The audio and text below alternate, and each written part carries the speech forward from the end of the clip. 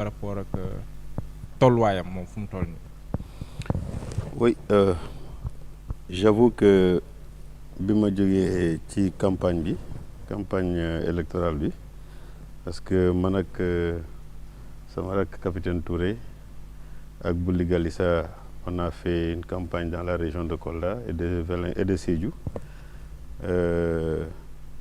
Bi ñu paree élection yi ba ñu gagné toog naa ñeenti fan à Kolda pour mën a dalal population yi remercier leen ci seen kóolute par rapport à suñu candidat le président Bassirou Diomaye Faye. Bi ma ñibbisee nag fekk na déjà ci diggante bi dem nañu palais ñu ñibbisi, donc ils étaient en train de gérer des urgences pour préparer la passation de service. Donc j'avoue que personnellement gisuma ko ni moom ni président Ousmane Sonko. D'ailleurs dégg naa fu ñu nekk mais j'ai même pas jéem ma sax du dem foofu pour mun leen gis.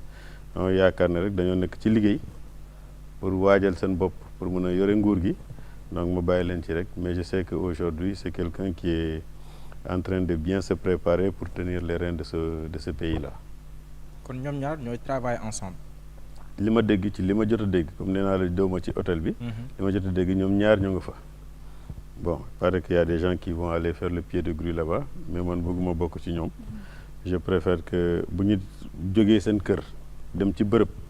di waajal seen bopp war nañ leen mën a bàyyi seen teyu bakkan ñu préparer parce que yàgg-yàgg dinañ gisee.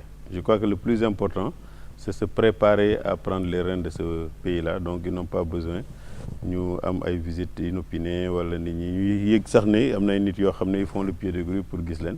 Le mieux c'est de les laisser parce que sinon mënoon nañ toog seen kër ku nekk ñu recevoir ko, mais bu ñu nekkee foofu dañuy préparer te yore réew du caaxaan donc ñun ñëpp bëgg nañu, et c'est ça, c'est le mal qu'on souhaite au président Bassirou Diomaye Faye, c'est de réussir la mission à la tête du pays. Bu ci àndee ak président Ousmane Sonko xaw ma ban rôle la ciy jouer, mais je considère que moom aussi da koy accompagner pour que mu mën a jël en charge les destinées de ce pays-là. bu muy génn kaso boobu yaa ngi foon xaw ma ndax moom nga jot a gis wala président Ousmane Sonko, mais bu nekkee ne gis nga ko si jamono jooju bi muy doogaa génn kaso ban impression nga njëkk am si moom xam nga boobu falaguñu ko, mais boobu yaa ngi koy doogaa gis en liberté bi ñu ko defee candidat si présidentielle bi ndax gisoon nga si moom lu dalal sa xel loo xam ne nii jàppoon nga ne président Ousmane Sonko bi mu ko joxoñee juumut. waaw xam nga président Ousmane Sonko. Li tax man jàpp naa ne juumul ci li mu joxoñee président Bassirou Diomaye Faye comme candidat au cas où il ne serait pas candidat lui, xaw ma ñëpp au niveau de PASTEF, mais je sais que kii di Ousmane Sonko kii di Bassirou Diomaye Faye ñoo ngi doog a xam politique ci biir PASTEF. Ils n'ont pas milité dans un autre parti politique avant. Te koo xam ne da ngay woote changement dafa am beneen profil boo xam ne moom nga war a am, et c'est man noonu laa gisee le choix du candidat Bassirou Diomaye Faye qui est devenu plus tard le président de la République. Ci kaso bi nag bi ñuy génn moom bu muy génn moom président Bassirou Diomaye Faye gisuma ko parce que xam nga keroog Dakar dafa mel ni ko benn animateur à la radio, je veux pas faire publicité, di wax ne dafa mel ni daxin, donc mënoo woon sax am fooy jaar. Mais man j'ai rencontré le cortège, mais bu ñuy jógee Cap Manuel je voulais m'assurer que cortège bi Ousmane moo ci nekk wala Bassirou moo ci nekk wala ñoom ñaar ñoo ànd. Ma am ku ma woo mooy seen invité wu démb maître Moustapha Guirassy. Ma laaj ko fan nga nekk mu ne ma yow foo nekk, ma ne ko man maa ngi nii de tas ak benn convoi, ma bëggoon xam ndax yaa ngi ci convoi, mu ne non man nekkuma ci. Ma ne ko loolu lu mu demee, mu ne non ki nga dajal noonu Bassirou Diomaye la moom mooy dem mais Ousmane génnagul. Bon, je vais faire une confidence, peut-être que les Sénégalais seront surpris. Du dara taxul, mais j'ai jamais été voir Bassirou Diomaye Faye en prison. Musuma ko seeti. soo fa dem. Musuma fa dem. lu tax loolu. Même quand il a été candidat, quand je coordonnais sa coalition, j'ai jamais été là-bas parce que xam nga il faut pas aussi donner l'impression que tu joues un peu à l'opportunisme. Ousmane, j'ai été le voir une fois sur sa demande. Parce que xam nga nit ko aussi boo ko gisee boo ko xamee c'est vrai que bon ça dépend quoi mais man ki ma bëgg dëgg mën ma del seeti kaso ma génn nga te nga xam ne yow mënoo ma gunge ça je peux pas. Je suis allé voir Ousmane sur sa demande benn yoon boobu la yem Bassirou mosuma ko seeti mais j'ai été réconforté quand j'ai vu bu mu eggee au niveau de la cité Kër Gorgui bi mu jógee avec l'énergie qu'il dégageait j'étais davantage confiant que c'est quelqu'un qui avait bien vécu son séjour carcéral et que aujourd'hui c'est quelqu'un qui est prêt à affronter son futur par rapport d'abord à sa candidature et éventuellement par rapport à la gouvernance du pays au cas où on le lirait. Il y a beaucoup de questions, monsieur Dianté. Bu ñu bëgg a xam cette nuit-là Bassirou Diomaye est sur le chemin pour ñëw cité Kër Gorgui Ousmane Sonko génnagul quand est-ce qu'il est sorti de prison et quand il est sorti fan la nekkoon ak qu'est-ce qui s'est passé parce que ñu bari bëgg nañ ko comprendre mais xamuñu.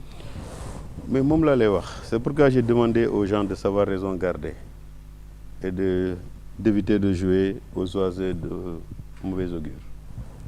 Ousmane bu dee moom dafa bëggoon def ombrage à Bassirou kon cortège bi moom lay topp mais comme xamoon na ne cortège bi moom lay topp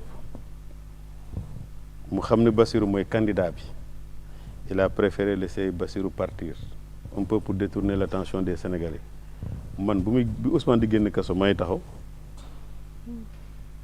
kon yow tase nga cortège bi dem ba Cap Manuel. dama contourner cortège bi parce qu'en réalité en fait Ousmane laa bëggoon gis quoi. waaw xam naa ne yàgg dinaa gis Bassirou je l'ai vu le lendemain. Parce que après ça il a rencontré les leaders il a fait s'affronter ak nit ñi puis fait un discours pour remercier les gens donner des orientations par rapport à la campagne électorale. L'après-midi ils ont fait un truc conjoint mais man comme ni ma la ko waxee ñoom ñaar yëpp ils étaient au même endroit j'ai jamais été voir Bassirou c'est pas parce qu'on n'a pas de rapport particulier mais peut-être que sama amitié ak Ousmane Sonko moo kii woon j'ai envie de le voir. Je suis allé là-bas mais topp moon cortège kii et Ousmane il est sorti beaucoup plus discrètement. Ah bon? Parce que man foofu j'ai trouvé Ousseynou Ly ouais. ak Moustapha Guirassy. Ouais. J'étais avec Moustapha Guirassy dans son véhicule ba heure bi Ousmane di génn. Bon ci lañ ko gis après on a suivi son véhicule bu ñu demee ba egg à un endroit dans Dakar il a pris la corniche d'ailleurs bu ñu demee à un endroit dans Dakar ki mu àndaloon mu wàcc mu ne ñu léegi yéen mu ngeen ñibbi bon c'est après ça que j'ai appris qu'il n'a pas passé la nuit chez lui d'ailleurs dem nañu ba cité Kër Gorgui man ak Moustapha Guirassy on a voulu aller chez lui c'était impossible et on a rebroussé chemin. Est-ce que gisante nga ak moom. Ousmane. waay ci buntu prison bi wala. non buntu prison bi en fait il était dans son véhicule donc lu mu mënoon def rek mooy que ni ñu gis ko ci biir oto bi xam ne mu ngi ci jàmm parce que man c'est surtout ça qui m'intéressait xam ne mu ngi ci jàmm mu nuyu nit ñi et puis on s'est donné rendez-vous plus tard et le lendemain on s'est rencontré à la conférence de presse loolu laa ci mën a wax mais Bassirou li ma ko gis déjà le même soir ak bu mu génnee ak énergie bu muy dégager moi ça m'a rassuré. Ensuite le lendemain que ce soit le matin bi mu rencontrer ses alliés et l'après-midi en conférence de presse je savais que c'est quelqu'un qui était d'attaque pour sa candidature et qui avait également les moyens physiques et intellectuels pour pouvoir diriger le pays au cas où il est élu au soir du 24 mars comme c'est arrivé heureusement. D'accord dinaa ñëwaat si yow Sambou Biagui journaliste communicant deux sorties